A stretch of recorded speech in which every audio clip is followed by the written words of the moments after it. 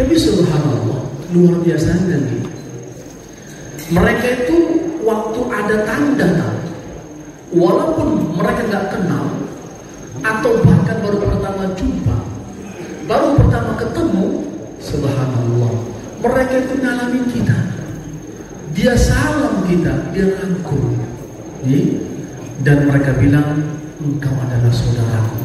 Wah, luar biasa mereka. Padahal kultur kita dengan mereka beda, badan kita dengan mereka jauh berbeda. Mereka itu baju ganteng, hidung mancung, putih, wah tegap-tegap, rajin ke masjid.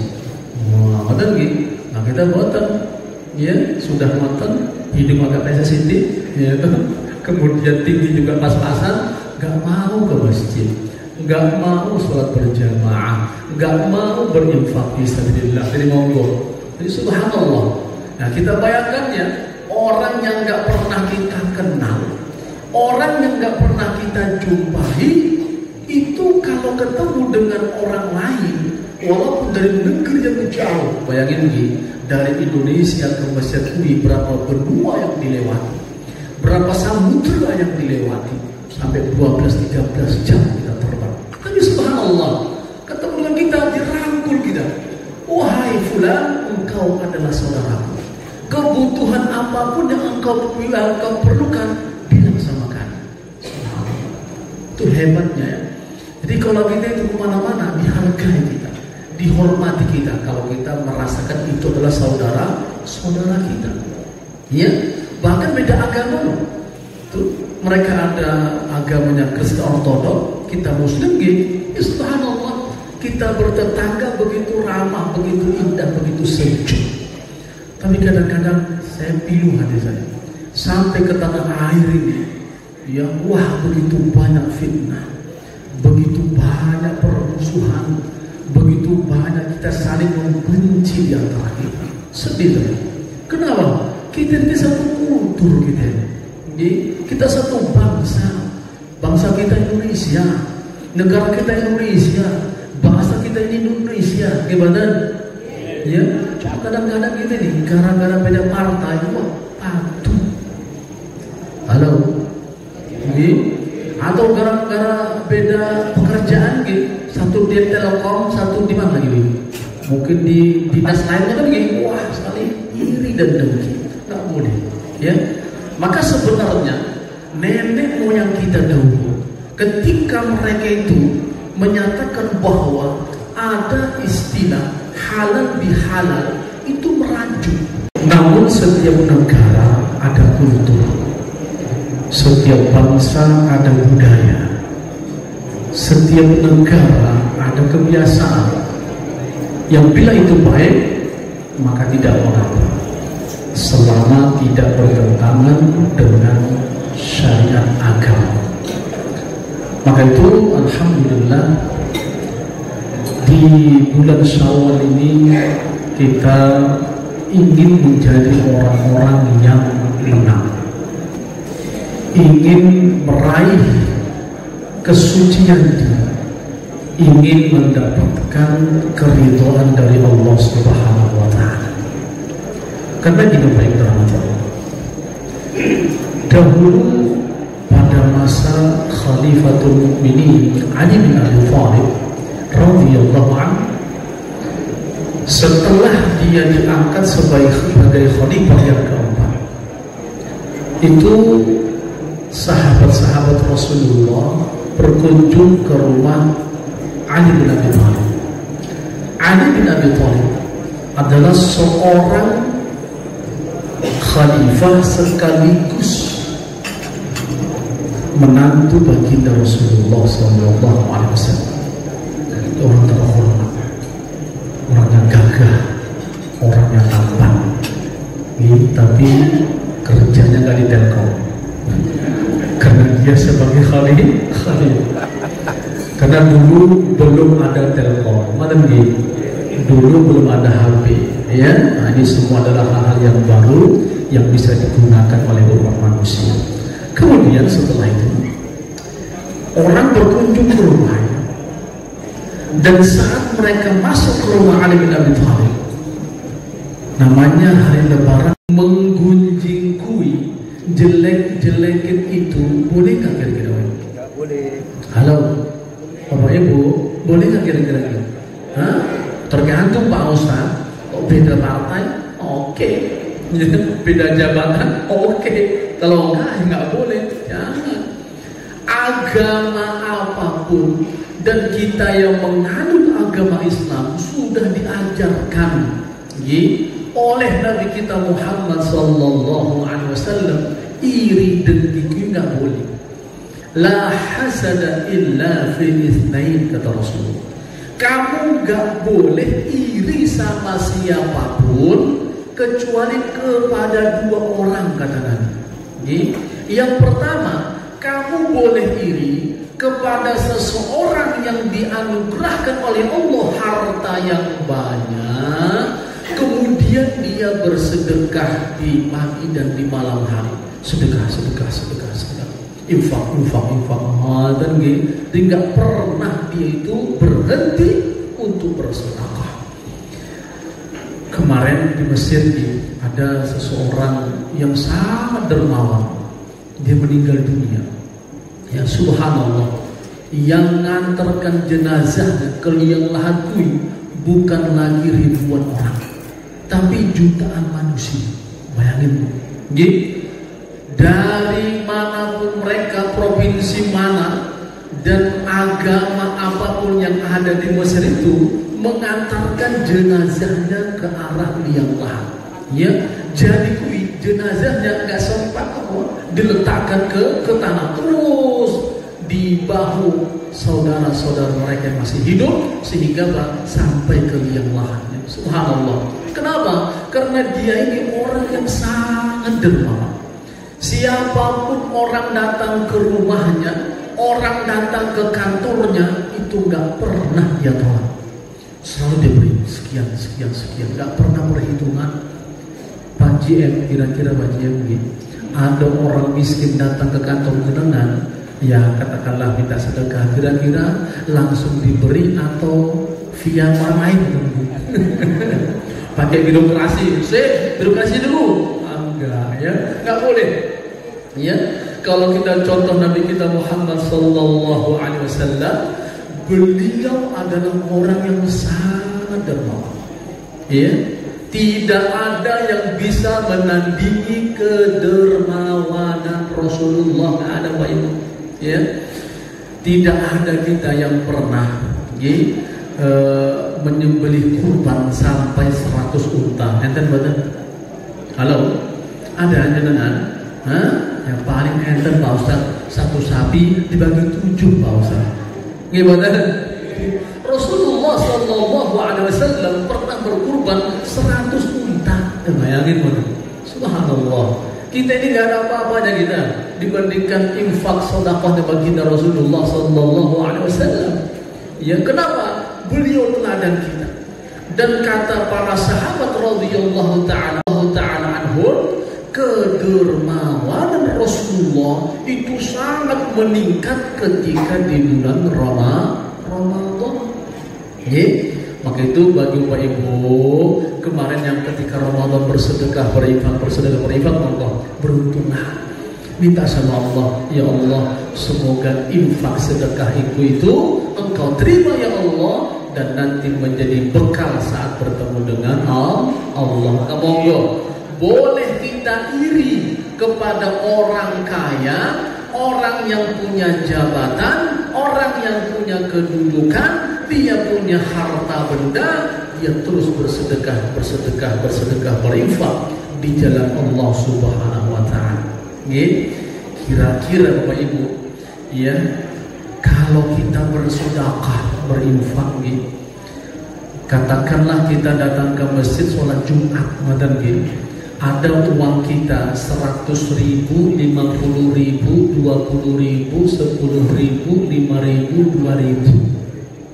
Kota infak lewat, kira-kira Bapak Ibu yang dimasukkan yang 100 atau yang 2.000?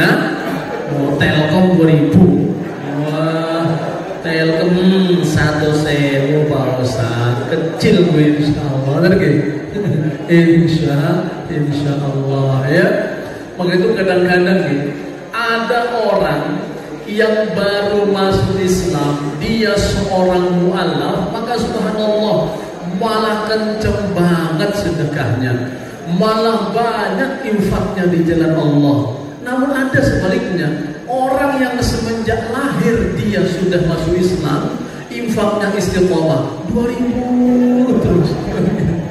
Dia bilang apa? Ya Pak Ustaz, aku semenjak kecil sampun sodako Pak Ustaz, jangan gitu. Jadi boleh kita iri kepada orang yang kaya, kemudian dia suka memberikan sebagian hartanya kepada orang lain. Ya, dahulu pernah ada gitu. Nabi itu kan kalau ngajak sedekah beliau bersedekah, ya, menyerukan kepada para sahabat radhiyallahu taala, wahai para sahabatku, ya ketahuilah, kalau kalian ingin selamat di dunia dan di akhirat, maka infakkanlah sebagian harta benda kalian di jalan Allah. Pernah Umar bin Khattab mengatakan, wahai Rasulullah, aku infakkan sebagian hartaku di jalan Allah. Bayangin gitu. Dikatakanlah dia punya harta 1 miliar, maka dia infakkan 500 juta. Itu Umar bin Khattab radhiyallahu anhu. Lalu Abu Bakar As-Siddiq datang kepada Rasulullah. Wahai Rasulullah, aku infakkan seluruh harta bendaku di jalan Allah Subhanahu wa taala. Wahai Abu Bakar, bagaimana dengan anakmu dan keluargamu? Semua aku serahkan kepada Allah Subhanahu wa taala. Coba bayangin ya. Dahulu para sahabat radhiyallahu taala anhum, kalau mereka sudah disuruhkan bersedekah, berinfak oleh baginda Rasulullah sallallahu alaihi wasallam, mereka itu berinfaknya sekian, sebagian separuh harta benda mereka, 500 juta. Bahkan Abu Bakar As-Siddiq berinfak seluruh harta bendanya di jalan Allah Subhanahu wa taala.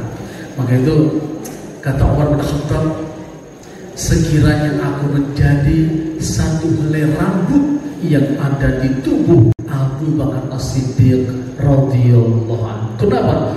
Begitu gemarnya beribadah kepada Allah, begitu gemarnya dia berinfak di jalan Allah Subhanahu wa taala. Maka monggo Bapak Ibu, setelah ini jenengan kalau berinfak yang banyak-banyak. Amin. Halo Pak, Bapak Ibu, kalau ada kotak lewat di masjid, ngaten nggih, sekarang berapa infaknya? 100. Bismillah. Ngaten. Jangan milih-milih atau salah masuk. Ada 100, ada 10. Ngaten nggih? Sama-sama merah. 10.000. Yang lainnya, selebihnya dirokok. Jangan nggih. Yang banyak insyaallah. Karena nanti pada saat kita menghadapi sakaratul maut, saat kita akan menghadapi kematian, maka yang paling kita ingat adalah karena kita kurang sedekah. Gimana? Kita ingin kembali hidup. Wahai Allah, panjangkan umurku wahai Allah. Wahai Allah, sehatkan aku wahai Allah. Tidak ada lagi, karena umurmu, usiamu hanya sekian, dan kalau sudah datang ajal seorang hamba, tidak akan dimajukan dan tidak akan dimundurkan walaupun satu saat. Nah, maka monggo. Maka saat kita ada melihat orang bersedekah, dia rajin berinfak, kita harus iri. Ya Allah, sekiranya aku seperti dia, sekiranya aku jadi orang kaya, wahai Allah, akan kupersembahkan sebagian harta bendaku di jalan-Mu, wahai Allah. Kalau kita belum menjadi orang kaya. Yang kedua, kita boleh iri kepada orang yang pintar Al-Qurannya. Allah berikan dia hikmah Al-Quran, Allah berikan dia hikmah menjalankan sunnah Nabi Muhammad SAW. Kita iri, itu bagus, ya. Terutama bila kita mendengar ada seseorang yang bagus lantunan Al-Qurannya, dia hafal Al-Quran, bagus bagus bacaan Al-Qur'annya, dia menguasai Al-Qur'an, kemudian dia mengamalkannya siang dan malam. Karena nggak benar gitu. Ada orang yang ngafal Al-Quran, ada orang yang memahami Al-Quran, namun berat dia untuk mengamalkannya. Gimana? Contoh, Bapak Ibu, kita itu mengambil hak orang lain diperintah atau dilarang. Amwalakum bainakum bil batil, dan janganlah kalian memakan sebagian harta saudara kalian dengan cara yang batil, yang gak layak, yang dilarang oleh agama. Tapi ya na'udzubillah, banyak di antara saudara-saudara kita yang mereka memakan harta benda secara batil. Ya na'udzubillah, pertama diopos luar biasa. Saya geleng-geleng kepala, la haula wala quwwata illa billah. Saya kemarin ketemu Pak Jenderal di Jakarta. Iya, itu memang benar Pak Ustaz. Ya, itu tega banget. Coba diobok-obok negara kita ini. Enggak monggo kalau Telkom jangan seperti itu.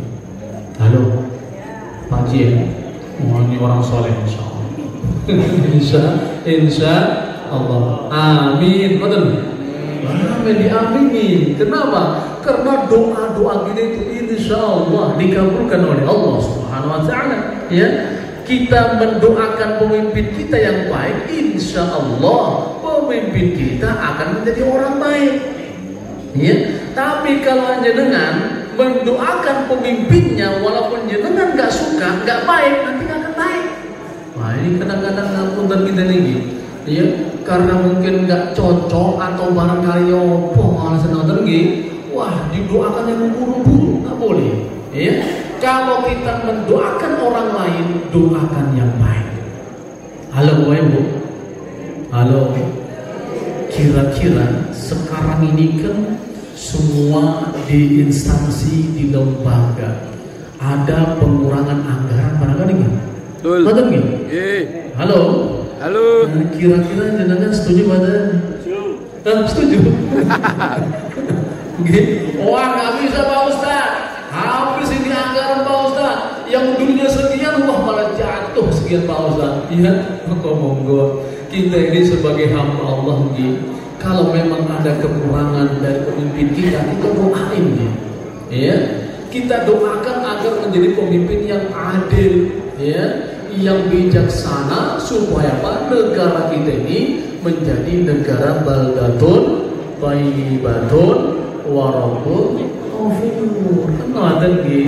Maka dulu ada orang datang kepada Ali bin Abi Thalib. Wahai Ali, ya, ini kenapa rakyat nggak beres? Ya, padahal dulu ketika dipimpin oleh Abu Bakar, oleh Umar, oleh Utsman, semua makmur, semua bagus, ya, semua taat, semua patuh. Kata Ali bin Abi Thalib, wahai saudara-saudaraku, dulu rakyat Abu Bakar, rakyat Umar, rakyat Utsman seperti aku, orang baik-baik, orang-orang soleh, solehah, mendoakan pemimpinnya. Nah, kalian sekarang malah ngelawan, malah melonjak, malah demo-demo. Nah, tidak boleh. Ya, kalau demo merusak, kira-kira boleh tidak? Halo, nggak boleh. Cobalah dengan demo di Saudi Arabia, langsung ketangkap gimana? Ya, nah, kita ini memang negara demokrasi, monggo. Demonya silahkan, ya, hukumnya boleh, tetapi jangan merusak. Maka monggo, boleh kita iri kepada orang yang ahli Al-Quran, dia menguasai hadis Rasulullah, lalu dia mengamalkannya. Maka setiap kebaikan dia kerjakan, setiap kejahatan dia tinggalkan. Maka monggo kita juga nih, walaupun mungkin agama kita gak begitu tinggi ilmunya, monggo untuk mengamalkan.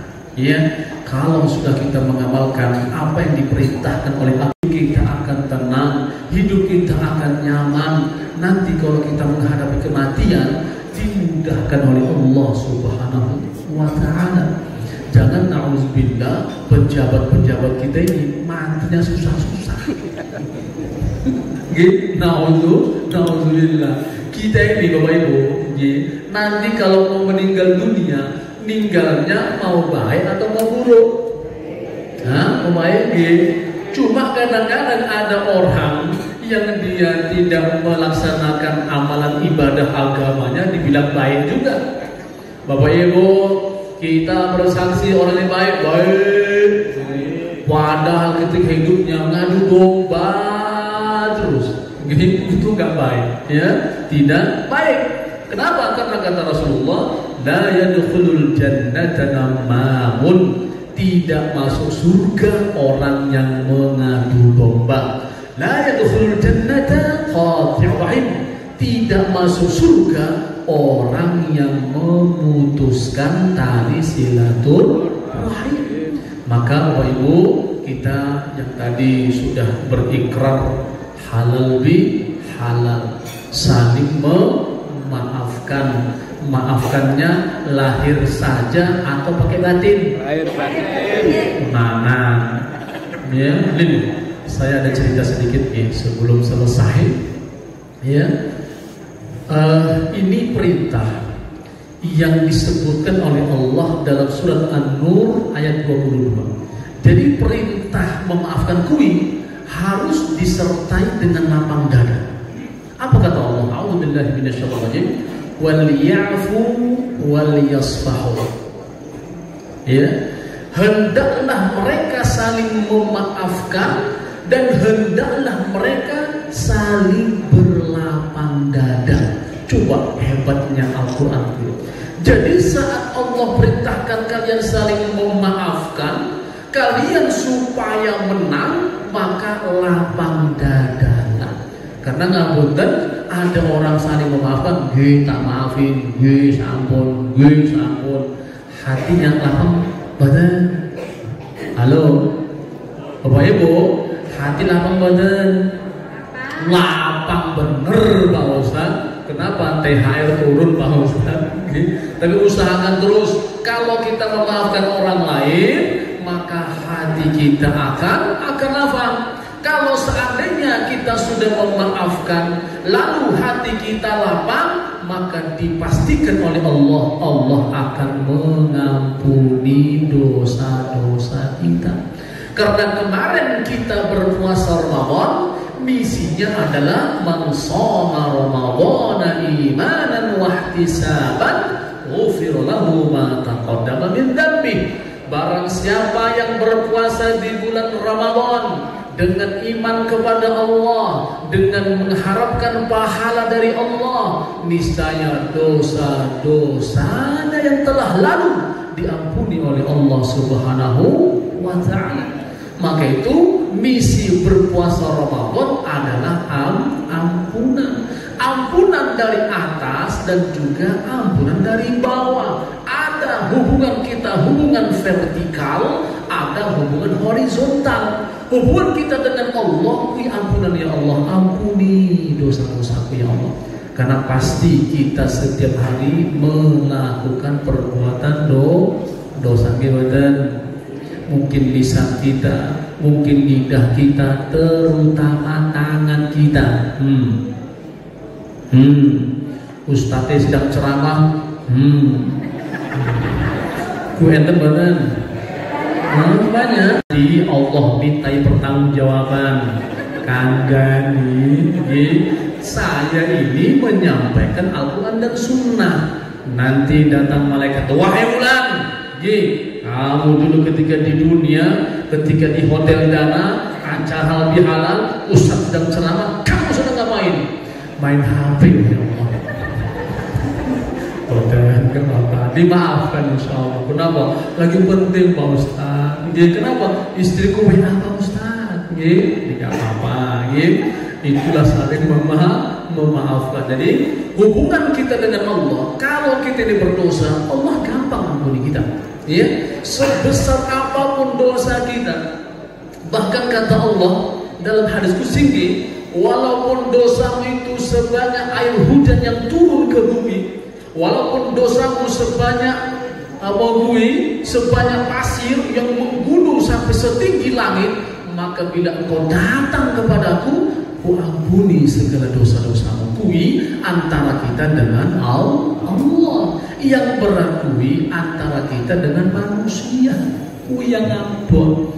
Maka itu seorang sahabat yang dikatakan Rasulullah ketika masuk masjid, wahai para sahabat, tahukah kalian ini akan datang seseorang yang mau masuk masjid, ini ahli surga, kata Rasulullah.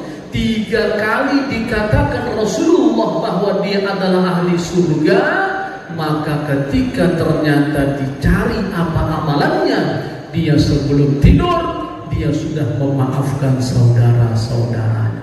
Luar biasa gitu. Kadang-kadang gitu, ibu-ibu ngapunten bu, kalau suami jenengan buat salah mata ini, kira-kira ibu-ibu sebelum tidur memaafkannya atau tetap ngomel-ngomel? Awas ini ibu-ibu soleha semua nih. Sebelum tidur, ya Allah, ya Allah, sakit hatiku ya Allah. Ternyata suamiku ngoten lah, ngoten gini, alhamdulillah ya, main belakang ya Allah. Tapi ku maafkan ya Allah. Tapi besok awas malah diancam-ancam ya. Kalau bisa dimaafkan, maafkanlah, lapangkan dada kita. Begitu juga Bapak, Pak. Halo Bapak, kalau kira-kira jenengan bapak-bapak diomeli sama istrinya 1 jam, kira-kira sebelum tidur bapak-bapak memaafkannya atau pribon? Maafkan. Maafkan maafkan Pak Ustaz. Tak kasih duit. Insya Allah semoga kebaikan-kebaikan kita akan mendapat pahala dari Allah Subhanahu wa ta'ala. Ngoten nggih? Wis sampun suwi-suwi. Semoga ya kita bertemu kembali di hari yang lain. Dan Bapak Ibu terus silaturahim nggih. Halo. Silaturahim, nanti insya Allah makin panjang umur kita, berkah hidup kita, dan insya Allah rezeki kita akan semakin luas. Insya Allah kalau dengan semua suge-suge, mobilnya Alphard semua, rumahnya gedung bertingkat, wah masya Allah. Ngundang Ustadz Kui, ya dijemput Pak Ustadz, jemput Pak Ustadz. Mantan Ustadz yang tokoh Dewi. Sabar, kenapa-napa. Saya ini tadi baru nyampe dari Jakarta, iya. Tadi subuh sampai sini, ya. Terus ada tamu berapa orang datang sampai rumah kantor kita, langsung kemari.